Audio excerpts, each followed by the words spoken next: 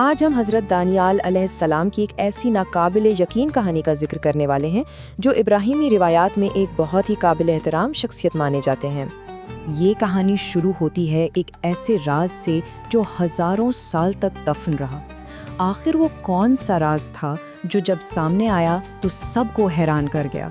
اس راز کی جو پہلی کڑی ہے نا، وہ ہمیں 7ویں صدی میں ملتی ہے، جب اسلامی لشکر نے فارس کے ایک بہت پرانے شہر تستر کو فتح کیا۔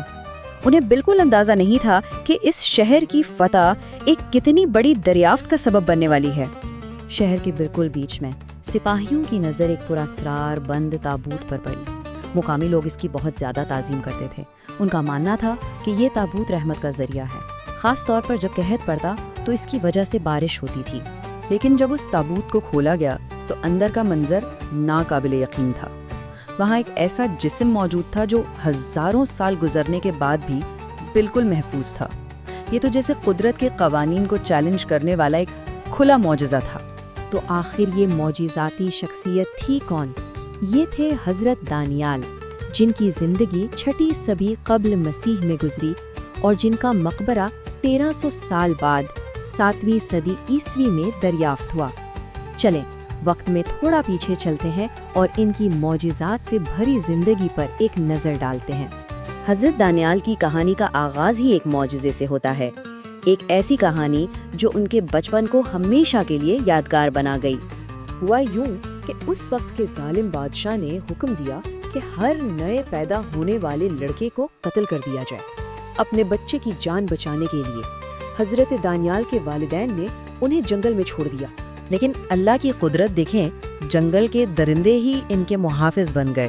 ایک شیرنی نے نہ صرف انہیں اپنا دودھ پلا کر پالا بلکہ دوسرے جانوروں سے بھی ان کی حفاظت کی۔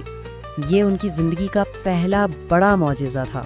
پھر جب حضرت دانیال بڑے ہوئے اور انہوں نے توحید کی تبلیغ شروع کی تو انہیں بہت سخت آزمائشوں کا سامنا کرنا پڑا۔ ان کے ایمان کو توڑنے کے لیے انہیں 2 بار موت کے منہ میں دھکیلا گیا۔ ایک بار بھوکے شیروں کے آگے ڈال دیا گیا تو دوسری بار دہکتی ہوئی آگ کے حوالے کر دیا گیا۔ لیکن ہر بار نتیجہ ایک معجزہ تھا۔ اللہ کے حکم سے شیر ان کے قدموں میں آ بیٹھے اور آگ ان کے لیے ٹھنڈی اور سلامتی والی بن گئی۔ جب وہ شیروں کے درمیان بھوکے پیاسے تھے تو اللہ تعالیٰ نے ایک اور نبی حضرت یرمیاہ کو معجزانہ طور پر ایک ہی لمحے میں وہاں پہنچایا تاکہ وہ حضرت دانیال کے لیے کھانے پینے کا انتظام کر سکیں۔ حضرت دانیال صرف آزمائشوں پر ہی پورے نہیں اترے بلکہ انہیں اللہ کی طرف سے حکمت اور غیب کا علم بھی عطا ہوا تھا۔ ایک رات جب بادشاہ مقدس برتنوں کی بے حرمتی کرتے ہوئے جشن منا رہا تھا تو اچانک ایک غیبی ہاتھ نمودار ہوا اور دیوار پر کچھ لکھنے لگا۔ پورے دربار میں خوف پھیل گیا، کوئی بھی اس تحریر کا مطلب نہ سمجھ سکا۔ تب حضرت دانیال کو بلایا گیا اور انہوں نے بے خوفی سے اعلان کر دیا کہ یہ پیغام بادشاہ کی حکومت کے خاتمے کا ہے۔ اور پھر ہوا بھی بالکل ویسا ہی۔ اسی رات بادشاہ کو قتل کر دیا گیا اور اس کی سلطنت پر قبضہ ہو گیا۔ اس واقعے نے حضرت دانیال کی خداداد بصیرت کو سب پر ظاہر کر دیا۔ اب واپس چلتے ہیں اپنی کہانی کے آغاز پر، 7ویں صدی میں، اس پر اسرار مقبرے کے راز کو سمجھنے کے لیے۔ اس مبارک جسم کے ساتھ تابوت میں چند اور چیزیں بھی ملیں۔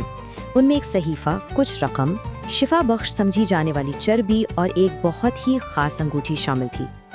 اور اس انگوٹھی پر ایک ایسی تصویر بنی ہوئی تھی جو حضرت دانیال کی پوری زندگی کا خلاصہ تھی۔ ایک شخص جس کے دونوں طرف 2 شیر بیٹھے ہیں۔ یہ نقش ان کے بچپن میں شیرنی کے دودھ پینے اور جوانی میں شیروں کے گڑے سے بچ نکلنے، دونوں معجزات کی ایک بہت ہی طاقتور یادگار تھی۔ اب اس بات کو یقینی بنانے کے لیے کہ لوگ اس قبر کی پوجا شروع نہ کر دیں، خلیفہ حضرت عمر رضی اللہ عنہ نے حکم دیا کہ ان کی تدفین خفیہ طور پر کی جائے۔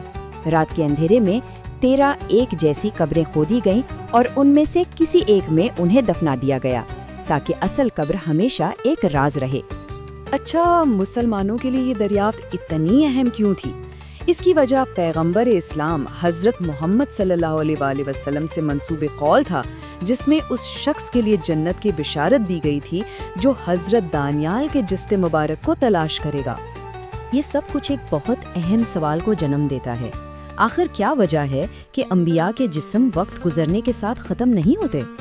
اسلامی عقیدے کے مطابق اللہ تعالیٰ نے زمین کو یہ حکم دے رکھا ہے کہ وہ اس کے نبیوں کے جسموں کو کوئی نقصان نہ پہنچائے، اسی لیے ان کے جسم موت کے بعد بھی اسی طرح محفوظ رہتے ہیں جیسے زندگی میں تھے، اور یہی وجہ تھی کہ درندوں نے بھی حضرت دانیال کو کوئی نقصان نہیں پہنچایا تھا۔ حضرت دانیال کی زندگی ہمیں ایک بہت گہری سوچ پر مجبور کرتی ہے۔ اگر سچا ایمان اور اللہ پر بھروسہ فطرت کے قانونوں تک کو بدل سکتا ہے، تو پھر اس کی اصل طاقت کی انتہا کیا ہو سکتی ہے؟